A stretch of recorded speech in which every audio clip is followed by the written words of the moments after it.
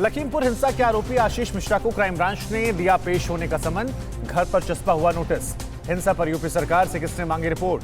5 दिन बाद लखीमपुर में बहाल हुई इंटरनेट सेवाएं और कैसे सामने आई सिद्धू की सियासी महत्वाकांक्षाएं। इसके अलावा समाजवादी पार्टी के अध्यक्ष अखिलेश यादव आज कहां पर करेंगे पीड़ित परिजनों से मुलाकात और किसानों को किसने दिया 12 अक्टूबर तक आरोपियों की गिरफ्तारी का अल्टीमेटम। लखीमपुर कांड जुड़ी तमाम बड़ी खबरें दिखाते हैं टॉप 9 लखीमपुर के नजर।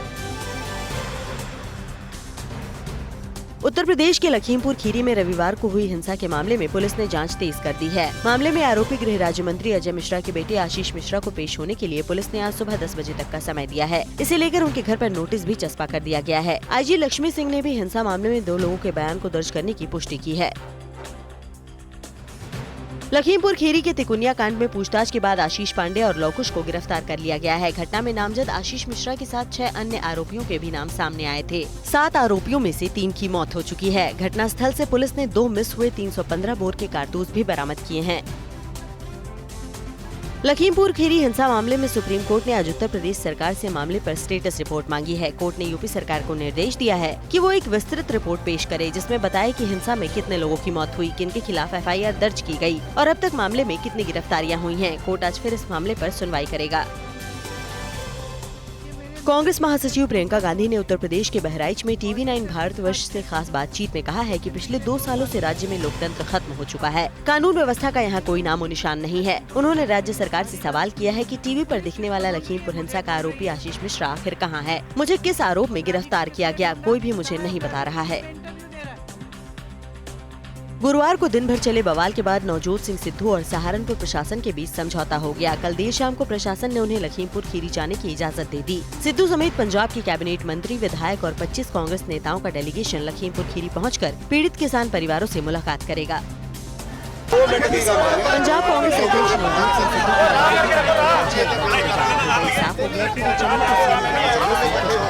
लखीमपुर कांड के विरोध में किए जा रहे प्रदर्शन के दौरान सिद्धू और पंजाब के कैबिनेट मंत्री जिसमें सिद्धू CM चन्नी का मजाक उड़ाते सुने जा सकते हैं। सिद्धू ने ये भी आरोप लगाया है कि चन्नी 2019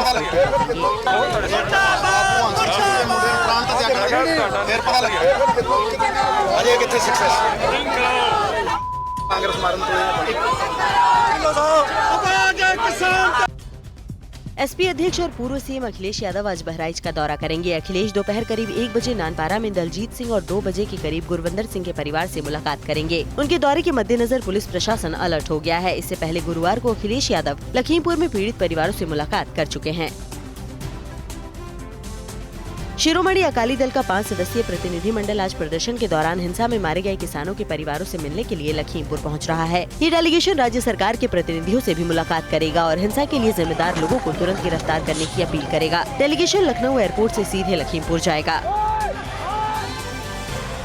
लखीमपुर घटना को लेकर BKU नेता राकेश टिकैत केंद्रीय मंत्री और उनके बेटे की गिरफ्तारी की मांग पर अड़े हैं। उन्होंने कहा कि 12 तारीख तक अगर गिरफ्तारी नहीं होती और गृह राज्य मंत्री का इस्तीफा नहीं होता है तो 12 तारीख के बाद देश भर में किसान आंदोलन करेंगे। आज एयरफोर्स का 89वां स्थापना दिवस है। इंडियन एयरबेस पर वायुवीर इसको लेकर शौर्य का प्रदर्शन करने वाले हैं। भारत की जवाबी कार्रवाई से कैसे बैकफुट पर ब्रिटेन आ गया और आज आर्यन खान को बेल होगी या फिर जेल में ही रहना होगा, ये भी तय हो जाएगा।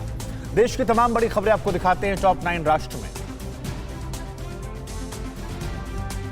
आजादी के 75वें साल में अमृत महोत्सव समारोह के तहत एयरफोर्स डे के मौके पर वायुवीर आज हिंडन एयरबेस पर अपने शौर्य का प्रदर्शन करेंगे। आज होने वाले कार्यक्रम में 75 एयरक्राफ्ट अपनी ताकत का परिचय देंगे। 2 दिन पहले एयरफोर्स ने हिंडन एयरबेस पर फुल ड्रेस रिहर्सल भी की थी। वायुसेना आज अपना 89वां स्थापना दिवस मना रही है। हिंडन एयरबेस पर आज होने वाले एयर शो में Rafale, Sukhoi, MiG-29, Jaguar, Mirage और MiG-21 बाइसन सहित 75 एयरक्राफ्ट हिस्सा ले रहे हैं। कार्यक्रम की शुरुआत आकाशगंगा के प्रदर्शन से होगी, जबकि समापन ट्रांसफार्मर LCA, राफेल और SU-30 के संयुक्त प्रदर्शन के साथ होगा। 1971 युद्ध के स्वर्णिम विजय वर्ष की झलक भी इस बार एयर डिस्प्ले में देखने को मिलेगी। रक्षा मंत्री राजनाथ सिंह आज अपने संसदीय क्षेत्र लखनऊ का दौरा करेंगे। ये दौरा केंद्र सरकार और रक्षा मंत्रालय की महत्वाकांक्षी योजना रक्षा औद्योगिक गलियारे की विस्तार पूर्वक समीक्षा के लिए किया जा रहा है। उनके साथ इस दौरे पर मुख्यमंत्री योगी आदित्यनाथ और कुछ बड़े अधिकारी भी लखनऊ का दौरा करने वाले हैं। गृह मंत्री अमित शाह आज एक दिन के अहमदाबाद दौरे पर कई कार्यक्रमों में हिस्सा लेंगे। अहमदाबाद में अमित शाह नवरात्रि के मौके पर मंदिर भी जाएंगे। इसके अलावा गृह मंत्री गांधीनगर रेलवे स्टेशन परिसर में महिला स्वयं सहायता समूहों के बनाए मिट्टी के कुल्हड़ वितरण कार्यक्रम में शामिल होंगे। राष्ट्रीय स्वयंसेवक संघ प्रमुख मोहन भागवत आज से 3 दिन के दौरे पर उत्तराखंड के हल्द्वानी आ रहे हैं। भागवत 3 दिन प्रवास के बाद 11 अक्टूबर को लौटेंगे। इस दौरान स्वयंसेवक पूरे गणवेश में रहेंगे। संघ प्रमुख 10 अक्टूबर को परिवार सम्मेलन के बाद प्रांत के प्रचारकों के साथ बैठक करेंगे। भारत के कड़े रुख के चलते ब्रिटेन ने भारत समेत 47 देशों को रेड लिस्ट से हटा दिया है, जिसके बाद ब्रिटेन जाने वाले भारतीयों को राहत मिल गई है। ब्रिटेन ने कोविशील्ड की दोनों डोज लगवा चुके भारतीयों को क्वारंटीन से छूट दे दी है। नए नियम 11 अक्टूबर से लागू होंगे। भारत में ब्रिटिश उच्चायुक्त एलेक्स एलिस ने ट्वीट कर इस बात की जानकारी दी। मुंबई के क्रूज ड्रग्स केस में शाहरुख के बेटे आर्यन खान समेत सभी 8 आरोपियों को 14 दिन की न्यायिक हिरासत में भेज दिया गया है। आर्यन के वकील सतीश मानसिंदे ने कोर्ट में जमानत की अर्जी दायर की है, जिस पर आज सुनवाई होगी। कोर्ट ने एनसीबी से अपना जवाब दाखिल करने के लिए भी कहा है। आज लोक जनशक्ति पार्टी के संस्थापक रामविलास पासवान की पहली पुण्यतिथि है। चिराग पासवान ने पिता की पुण्यतिथि पर दिल्ली में श्रद्धांजलि कार्यक्रम का आयोजन किया है, जिसमें राष्ट्रपति और पीएम मोदी सहित कई बड़े नेताओं को निमंत्रण दिया गया है। वहीं पटना में केंद्रीय मंत्री पशुपति पारस ने श्रद्धांजलि सभा का आयोजन किया है। रिजर्व बैंक ऑफ इंडिया आज मौद्रिक नीति का ऐलान करेगा। आरबीआई की मौद्रिक नीति समिति की 3 दिवसीय बैठक शुरू हो चुकी है। आरबीआई गवर्नर शक्तिकांत दास बैठक के फैसले की घोषणा करेंगे। त्योहारी सीजन को देखते हुए बैठक पर हर किसी की निगाहें हैं। विशेषज्ञों का मानना है कि आरबीआई रेपो रेट में कोई बदलाव नहीं करेगा। यूपी के सीएम योगी आदित्यनाथ आज कुशीनगर में मेडिकल कॉलेज का उद्घाटन करेंगे। किसने लगाया अकबर रोड की पट्टी पर विक्रमादित्य मार्ग का पोस्टर? एलपीजी और तेल की बढ़ती कीमतों के खिलाफ कहां पर महिलाओं ने किया अनोखा प्रदर्शन? राज्य की तमाम अहम खबरें दिखाते हैं टॉप 9 राज्य विशेष। उत्तर प्रदेश के मुख्यमंत्री योगी आदित्यनाथ आज कुशीनगर मेडिकल कॉलेज का उद्घाटन करेंगे। कुशीनगर से बीजेपी सांसद विजय कुमार ने कहा है कि आजादी के बाद से कुशीनगर वासियों का सपना साकार होने जा रहा है। यहाँ एक बड़े अस्पताल के साथ ही शिक्षा और स्वास्थ्य के लिए सौगात मिलने जा रही है। दिल्ली के अकबर रोड का नाम पट्टी पर हिंदू सेना ने सम्राट हेमू विक्रमादित्य मार्ग कर दिया है। हिंदू सेना ने इसे लेकर एक वीडियो जारी किया है, जिसमें हिंदू सेना अध्यक्ष विष्णु गुप्ता पोस्टर चस्पा करते दिख रहे हैं। एनडीएमसी के एक वरिष्ठ अधिकारी ने कहा है कि उसने पोस्टर हटा दिया और मामले में एफआईआर दर्ज कराई है। दिल्ली के द्वारका के ककरौला इलाके में गुरुवार शाम बाइक सवार बदमाशों ने एक शख्स को गोली मार दी। घायल शख्स की शिनाख्त विजय के रूप में हुई है। सूचना मिलने पर पहुंची पुलिस ने विजय को इलाज के लिए अस्पताल में भर्ती कराया। पुलिस ने गैंगवार में हमले की आशंका जताई है। उत्तर प्रदेश के बुलंदशहर में पिछले कई दिनों से डेंगू बुखार ने कहर मचा रखा है। बुखार की वजह से पिछले 20 दिन में करीब 30 ग्रामीणों की मौत हो चुकी है। जिला के त्योरी बुजुर्ग गांव में हर घर में बीमार होने से गांव में दहशत का माहौल है। 7 बार कैंप लगने के बावजूद अब तक हालात काबू में नहीं आए हैं। सुप्रीम कोर्ट में अब हफ्ते में 2 दिन मामलों की फिजिकल सुनवाई हुआ करेगी। ये नियम 20 अक्टूबर से लागू होगा। कोर्ट की जारी नई एसओपी में हाइब्रिड सुनवाई के लिए बुधवार और गुरुवार के दिन निश्चित किए गए। महामारी के कारण पिछले साल मार्च से कोर्ट वीडियो के जरिए मामलों की सुनवाई कर रही है। तेलंगाना की जम्मीकुटा में महिलाओं ने एलपीजी सिलेंडर और तेल की बढ़ती कीमतों के खिलाफ अनूठे तरीके से विरोध प्रदर्शन किया। नवरात्रि के पहले दिन महिलाओं ने ढेर सारे कलश के बीच सिलेंडर रख दिया और उसके चारों ओर घूम घूम कर डांस किया। अनोखे प्रदर्शन को देखने के लिए वहां भीड़ जमा हो गई। दशहरे के लिए हैदराबाद में Telangana state road transport services ने अपने यात्रियों के लिए खास ऐलान किया है। टीएसआरटीसी दशहरा उत्सव के लिए 4000 बसें चलाने की योजना बना रहा है। लोगों की सुविधा के लिए टीएसआरटीसी कॉलोनी में बसों का संचालन कर रहा है। कलकत्ता हाईकोर्ट ने दुर्गा पूजा को लेकर नए निर्देश दिए हैं। अदालत ने कोरोना वैक्सीन की दोनों डोज लगवा चुके लोगों को ही पूजा पंडाल में देवी दुर्गा के दर्शन की इजाजत दी है। इसके साथ ही मास्क पहनना भी जरूरी होगा। इसके अलावा पूजा मंडप में सिंदूर खेला और पुष्पांजलि को भी इस बार इजाजत दी गई है। आज शारदीय नवरात्रि का दूसरा दिन है। श्रद्धालु आज मां दुर्गा के ब्रह्मचारिणी रूप का पूजन कर रहे हैं। मान्यता है कि मां ब्रह्मचारिणी की आराधना से तप, शक्ति, त्याग, सदाचार, संयम, वैराग्य में वृद्धि होती है। मां प्रसन्न होने पर शत्रुओं को पराजित कर उन पर विजय प्रदान करने का आशीर्वाद देती हैं। सुरक्षा बलों की मार से बौखलाए आतंकिस्तान की नई करतूत क्या है? पाकिस्तान में तनाव के बीच बाजवा की सेना में कौन कौन से बड़े बदलाव हुए? भारत के खिलाफ इमरान की $1 लाख वाली साजिश क्या है? तो वहीं ठंड के प्रहार से जिनपिंग की बुज़दिल सेना कैसे बीमार पड़ने लगी और चीन की जासूसी का नया हथियार क्या है? पड़ोसी देशों की तमाम साजिशों से जुड़ी बड़ी खबरें दिखाते हैं टॉप 9 चीन पाक साजिश।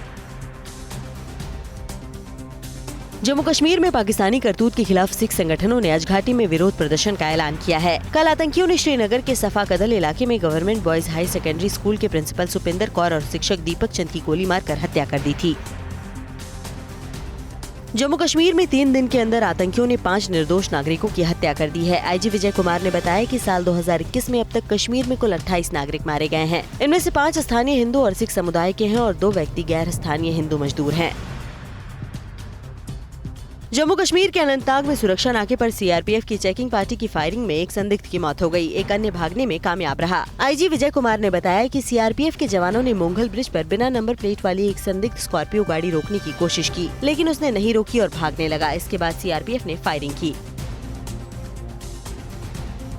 जम्मू कश्मीर में सुरक्षा बलों की सख्ती से बौखलाए पाकिस्तानी आतंकी समूह अब राज्य का माहौल खराब करने के लिए हाइब्रिड आतंकवादियों का इस्तेमाल कर रहे हैं। हाइब्रिड आतंकवादी ज्यादातर सामान्य कामों में लगे होते हैं और निर्देश मिलने पर छोटे हथियारों से टारगेट किलिंग करते हैं।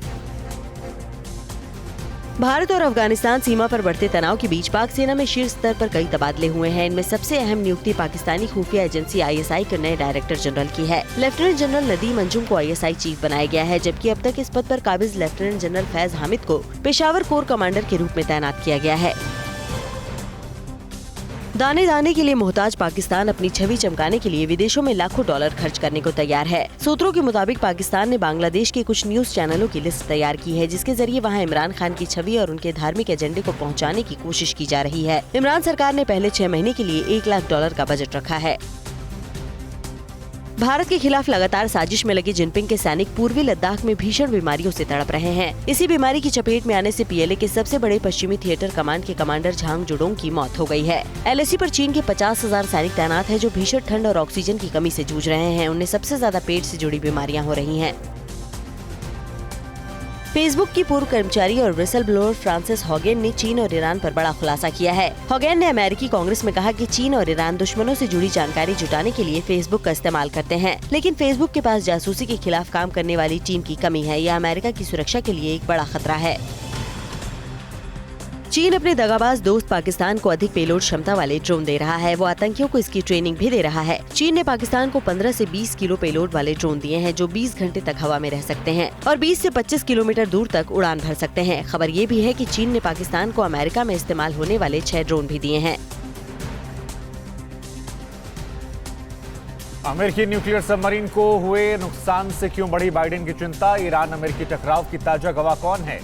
रूस के सुखोई S-70 ड्रोन से दुश्मन कैसे बेचैन? और किस देश में आतंकवादियों के केमिकल अटैक प्लान का खुलासा हुआ? वैश्विक तनाव से जुड़ी तमाम बड़ी खबरें दिखाते हैं top 9 world battle. South China Sea में न्यूक्लियर सबमरीन को हुए नुकसान ने अमेरिका की चिंता बढ़ा दी है। परमाणु क्षमता से लैस USS कनेक्टिकट को 2 अक्टूबर को एक अभियान के दौरान नुकसान पहुंचा। बताया जा रहा है कि एक ऑब्जेक्ट से टकराने के बाद ये नुकसान हुआ। अमेरिकी नेवी के मुताबिक सबमरीन बिल्कुल सुरक्षित है और हादसे में कोई हताहत नहीं हुआ है। अमेरिका से जारी तनातनी के बीच ईरानी मीडिया ने एक नया वीडियो जारी किया है। इसमें ईरान के इस्लामिक रेवोल्यूशनरी गार्ड कॉर्प्स की नौसेना इकाई ने फारस की खाड़ी में अमेरिकी स्पीड बोट्स का पीछा किया और उसे रोक दिया। ये घटना कब की है? स्टेट टीवी ने इसके बारे में कुछ भी नहीं बताया है। अमेरिका से जारी तनाव के बीच रूस ने भी अपनी सुरक्षा तैयारियां काफी तेज कर दी हैं। रूस ने पहली बार अपने S-70 unmanned combat aerial vehicle को दुनिया के सामने पेश किया है, जो जासूसी ही नहीं हमला करने में भी माहिर है। अमेरिका और रूस के बीच काला सागर, बाल्टिक सागर, प्रशांत महासागर और अंटार्कटिका में काफी तनातनी देखी जा रही है। तालिबान दुनिया भर के लिए नासूर बन चुका है। चीन और पाकिस्तान उसे फिर भी पालने में लगे हैं। अब रूस भी संपर्क साधने में जुट गया है। खबर ये भी है कि उसने तालिबानी नेता को बातचीत के लिए 20 अक्टूबर को मॉस्को बुलाया है। तालिबानी नेता इस्लामिक अमीरात ऑफ अफगानिस्तान को मान्यता देने के लिए दुनिया भर में गिड़गिड़ा रहे हैं। सीरिया में आतंकवादी केमिकल अटैक की तैयारी कर रहे हैं। रूसी रक्षा मंत्रालय ने कहा है कि उन्हें कई स्रोतों से सूचना मिली है कि हयात तहरीर अल शाम आतंकी समूह इदलिब में डी एक्सक्लेरेशन जोन के दक्षिणी भाग में केमिकल अटैक की तैयारी कर रहा है।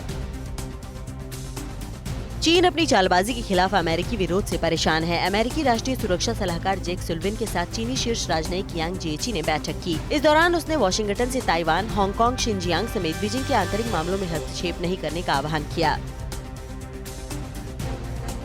ताइवान पर चीनी हमले का खतरा है। इसे देखते हुए अमेरिका और ब्रिटेन ने अपने 3 एयरक्राफ्ट साउथ चाइना सी में फिलीपींस के पास तैनात कर दिए हैं। ये एयरक्राफ्ट कैरियर किलर मिसाइलों से लैस डिस्ट्रॉयर के साथ अभ्यास कर रहा है। 4 दिन के अंदर चीन के 149 लड़ाकू विमानों ने ताइवान के वायु क्षेत्र में घुसपैठ की है। तालिबान को भी पाकिस्तान की नीयत पर भरोसा नहीं है। उसने बिना नोटिस के पाकिस्तान से सटी सीमा चमन बॉर्डर को बंद कर दिया है। बॉर्डर पर बाकायदा सीमेंट के बड़े रोड ब्लॉक खड़े कर दिए गए हैं। सीमा प्रबंधन मामलों में तनातनी के बाद तालिबान ने कदम उठाया है। दुनिया के कई मुस्लिम मुल्कों में अल्पसंख्यकों के साथ अत्याचार हो रहा है। अफगानिस्तान में हजारा, पाकिस्तान में शिया, चीन में उइगर मुसलमानों पर जुल्म की इंतहा हो गई है। लेकिन ओआईसी ने इस सच्चाई पर आंख मूंद ली है। उल्टे इस्लामिक देशों के संगठन ने असम हिंसा पर झूठ का पुलिंदा बनाया है और उत्पीड़न का प्रलाप किया है। और अब बात करते हैं T20 लीग से जुड़ी तमाम बड़ी खबरों की। आपको दिखाते हैं टॉप 9 T20। T20 लीग में कोलकाता नाइट राइडर्स ने राजस्थान रॉयल्स को 86 रनों से करारी शिकस्त दी है। शारजाह में कोलकाता ने पहले खेलते हुए राजस्थान को 172 रनों का टारगेट दिया था, जिसके जवाब में राजस्थान की टीम 85 रनों पर ऑल आउट हो गई। कोलकाता ने पहले बल्लेबाजी करते हुए 4 विकेट पर 171 रन बनाए। कोलकाता की ओर से शुभमन गिल ने 44 गेंदों में 56 रन बनाए। जवाब में राजस्थान की टीम 16 ओवर 1 गेंद में 85 रनों पर ही सिमट गई। राजस्थान की तरफ से राहुल तेवतिया ने सबसे ज्यादा 44 रनों की पारी खेली। कोलकाता की तरफ से शिवम मावी ने 4 विकेट चटकाए और जीत के हीरो रहे। T20 लीग में इससे पहले हुए एक अन्य मुकाबले में पंजाब किंग्स ने चेन्नई सुपर किंग्स को 6 विकेट से हरा दिया। इस जीत के साथ ही पंजाब की टीम अंक तालिका में मुंबई से आगे निकल गई है और 5वें स्थान पर पहुंच गई। दुबई में खेले गए मुकाबले में पंजाब किंग्स ने चेन्नई सुपर किंग्स को 42 गेंद शेष रहते ही हरा दिया। चेन्नई ने पहले बल्लेबाजी करते हुए फाफ डुप्लेसिस की 76 रनों की पारी के दम पर 6 विकेट पर 134 रन बनाए। जवाब में कप्तान केएल राहुल की शानदार पारी की बदौलत पंजाब ने 13 ओवर में ही जीत हासिल कर ली। राहुल ने आक्रामक बल्लेबाजी करते हुए 42 गेंदों में 98 रन बनाए। उन्होंने 7 चौके और 8 गगनचुंबी छक्के लगाए। T20 लीग में प्लेऑफ की 3 टीमों के नाम तय हो चुके हैं। Chennai super Kings, Delhi Capitals के बाद रॉयल चैलेंजर्स बेंगलोर ने टूर्नामेंट के अंतिम 4 में जगह पक्की कर ली है। आखिरी स्थान के लिए मुंबई और कोलकाता के बीच जंग चल रही है।